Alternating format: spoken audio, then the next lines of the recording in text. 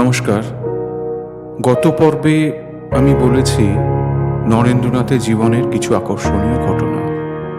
আজকের পর্বে বলতে যাব নরেন্দ্রনাথ শ্রী রামকৃষ্ণ পরমহংসদেবের সাক্ষাৎ প্রসঙ্গে কিছু ঘটনা এবং কিরমভাবে তিনি তার সাক্ষাৎ পেলেন এবং সাক্ষাৎ পাওয়ার পরের তার পরবর্তী কিছু ঘটনা।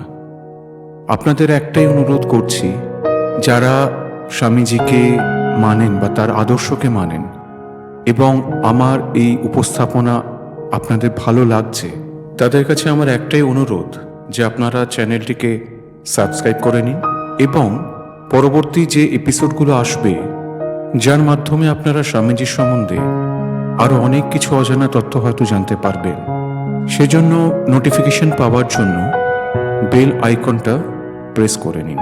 ধন্যবাদ। তাহলে এবার আমরা শুরু করছি আজকের পর্ব।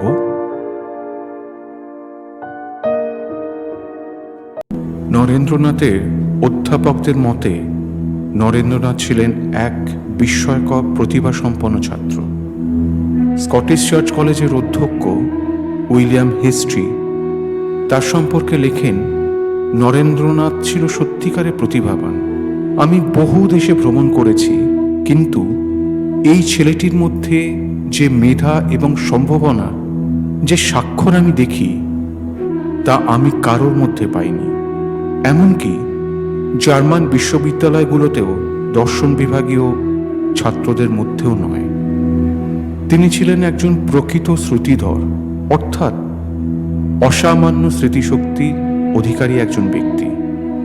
কথিত আছে, তার সঙ্গে এক আলোচনার পর ডাক্তার মহেন্দ্রলাল সরকার এটা বলেছিলেন যে আমি ভাবতেও পারি না এরকম একটি বাচ্চা ছেলে এত কিছু কিভাবে পড়ছে। নরেন্দ্রনাথ শ্রী শ্রী রামকৃষ্ণ পরমহংসদেবের কথা প্রথম শোনেন জেনারেল অ্যাসেম্বলি ইনস্টিটিউশনে পড়ার সময়। পরবর্তীকালে যখন তিনি স্কটিশ চার্চ কলেজের ছাত্র, ওই কলেজের অধ্যক্ষ ছিলেন ডক্টর হেস্ট্রি। তিনি শ্রী শ্রী রামকৃষ্ণ পরমহংসদেবের একজন গুণগ্রাহী ছিলেন। একদিন তিনি ক্লাস নিতে এসছেন, পড়াচ্ছেন উইলিয়াম ওয়ার্ডসওয়ার্থের লেখা দ্য এক্সকারশন কবিতাটি। ক্লাসে অন্যান্য ছাত্র যারা আছে তাদের মধ্যে ছিলেন নরেন্দ্রনাথও। মন দিয়ে শুনছেন প্রফেসরের সেই পড়ানো। একটি শব্দে গিয়ে তিনি আটকে গেলেন। শুধু নরেন নয়, অনেকেই বুঝতে পারলেন না কবিতার একটি লাইনে ট্রান্স শব্দটি ছিল। এই শব্দের অর্থ কি ছাত্ররা তা বুঝতে পারছিল না। তারা প্রফেসরকে এর অর্থ জানতে চায়। কিছুক্ষণ থেমে প্রফেসর হেস্টি বললেন, এই শব্দের প্রকৃত অর্থ যদি বুঝতে হয় তাহলে তোমাদের একটা জায়গায় যেতে হবে। ছেলেরা বলে, কোথায়? তখন তিনি বলেন, তোমরা দক্ষিণেশ্বরে পাগলা ঠাকুরের কথা শুনেছ কি? আমি শ্রী রামকৃষ্ণের কথা বলছি। তোমাদের তার কাছে যেতে হবে, তাহলেই তোমরা এই শব্দের সঠিক অর্থ বুঝে যাবে। এই কথা শুনে নরেন্দ্রনাথ সহ কয়েকজন ছাত্র রামকৃষ্ণ পরমহংসদেবকে দেখতে প্রথম আগ্রহী হয়ে ওঠেন। তার পরের ঘটনা, একদিন সিমলার সুরেন্দ্রনাথ মিত্র ঠাকুরকে দর্শন করতে এসছেন। তার খুব ইচ্ছে ঠাকুরকে তিনি একবার তার বাড়িতে নিয়ে যাবেন।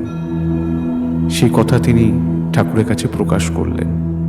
আর কি আশ্চর্য, ঠাকুরকে সে কথা বলতে তিনিও শিশুর মতন আনন্দে রাজি হয়ে গেলেন।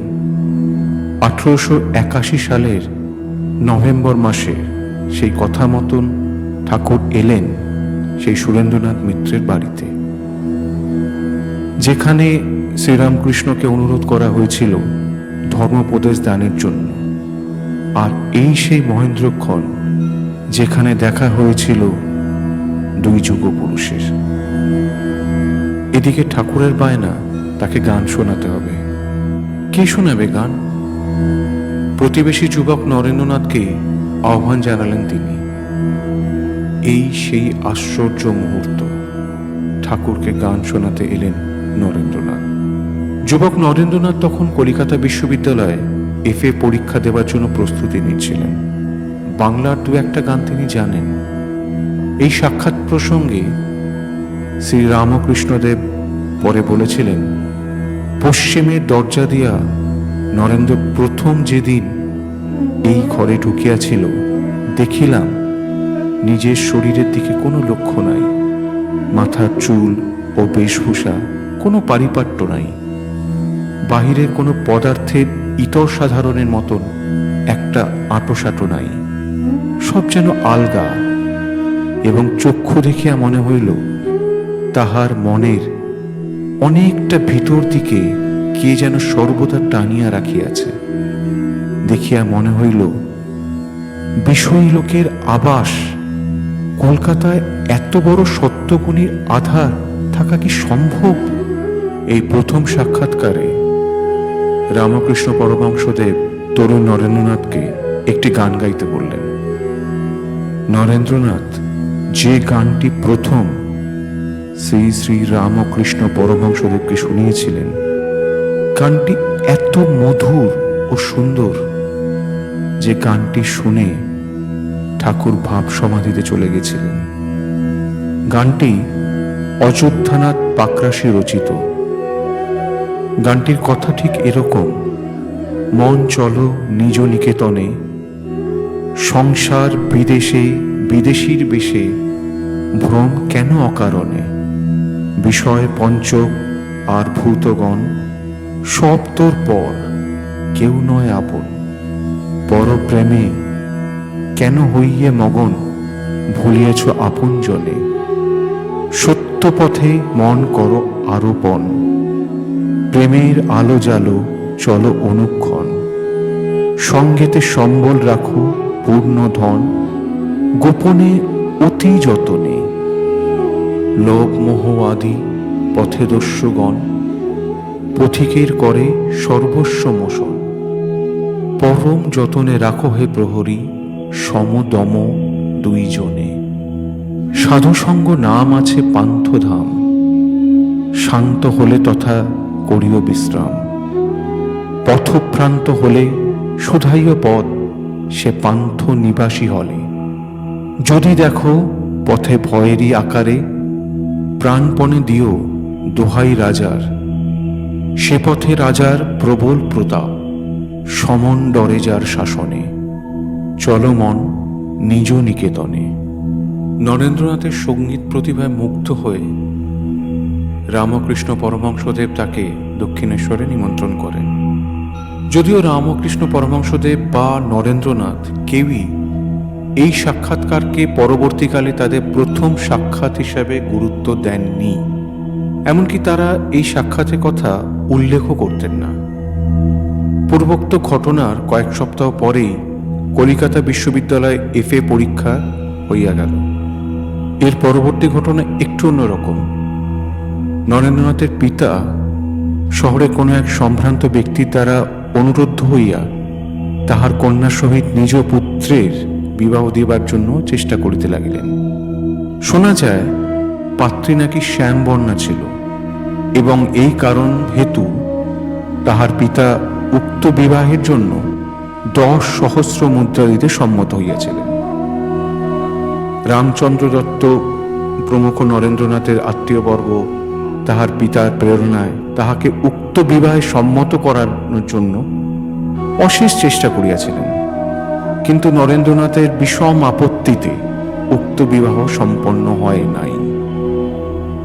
রামচন্দ্র দত্ত নরেন্দ্রনাথের পিতার সংসারেই প্রতিপালিত হইয়া ক্রমে চিকিৎসক হইয়াছিলেন এবং তাহার দুঃসম্পর্কের এক আত্মীয় ছিলেন।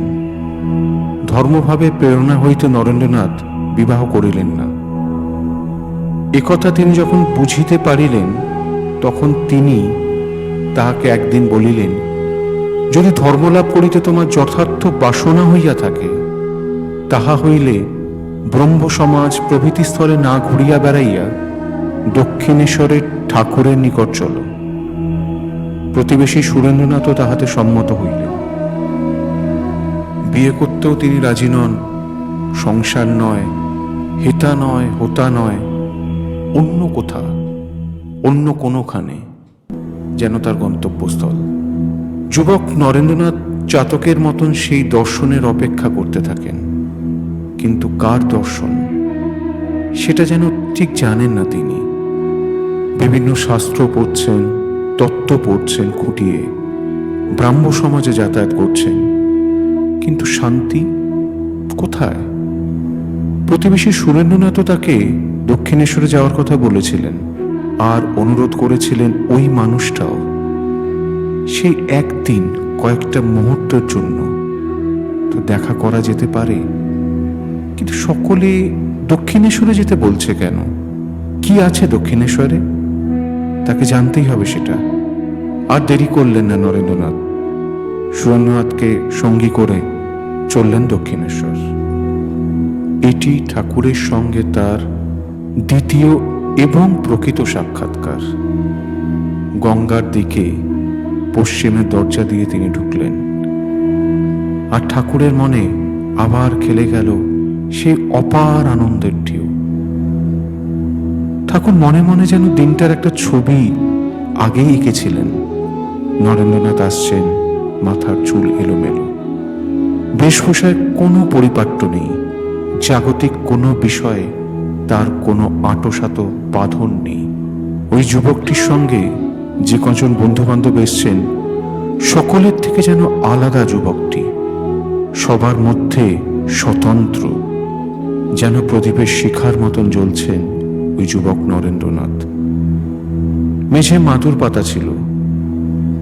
নরেন্দ্রনাথকে তিনি বসতে বললেন। গঙ্গার জলের পাত্রের কাছে গিয়ে বসলেন নরেন্দ্রনাথ। এদিনও ঠাকুর আবার গান শোনানোর আবদার জানালেন। নরেন্দ্রনাথে কেমন একটা অদ্ভুত ঠেকল, কিন্তু তবুও তিনি ঠাকুরের অনুরোধ উপেক্ষা করতে পারলেন না। আবার শুরু করলেন সে প্রথম দিনের গানটা, মন চলো নিজ নিকেতনে, সংসার বিদেশে বিদেশির বেশে, ভ্রম কেন অকারণে, চলো মন নিজ নিকেতনে। গান শেষ হলো। ঠাকুর তারপরে বললেন, কই রে, আরেকখানা গানা। এ তো ভারী অদ্ভুত ব্যাপার। নরেন্দ্রনাথ আবার দ্বিতীয় গানটি ধরল। গানটি বেচারাম চট্টোপাধ্যায় রচিত। যাবে কি হে দিন আমার বিফল চালিয়ে, আছো নাথ দিবানিশি আশা পথ নিরখিয়ে, তুমি ত্রিভুবন নাথ আমি ভিখারি অনাথ, কেমনে বলিব তোমায়, এসো হে মম হৃদয়ে, হৃদয় কুটির দ্বার খুলে রাখি আনিবার, কৃপা করি একবার এসে কি জোড়াবে হিয়ে। দ্বিতীয় গান শেষ হলে নরেন্দ্রনাথকে উত্তরের বারান্দায় টেনে নিয়ে গেলেন ঠাকুর।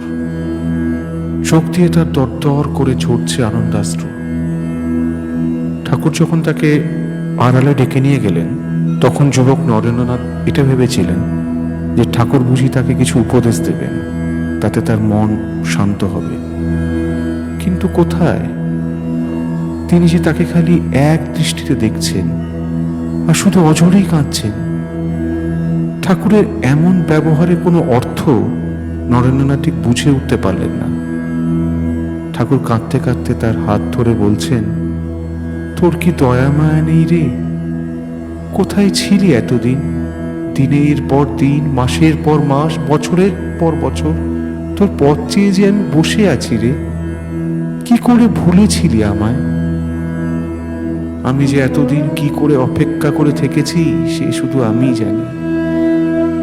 বিষয়ী লোকের কথা শুনে শুনে কান ঝলছে যাবার জোগাড় হয়েছে রে।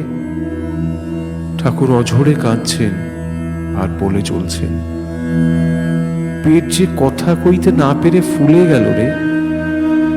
সেদিন মাঝরাতে তুই এলি আমার ঘরে, আমায় ঘুম থেকে টেনে তুললি, বললি আমি এলাম।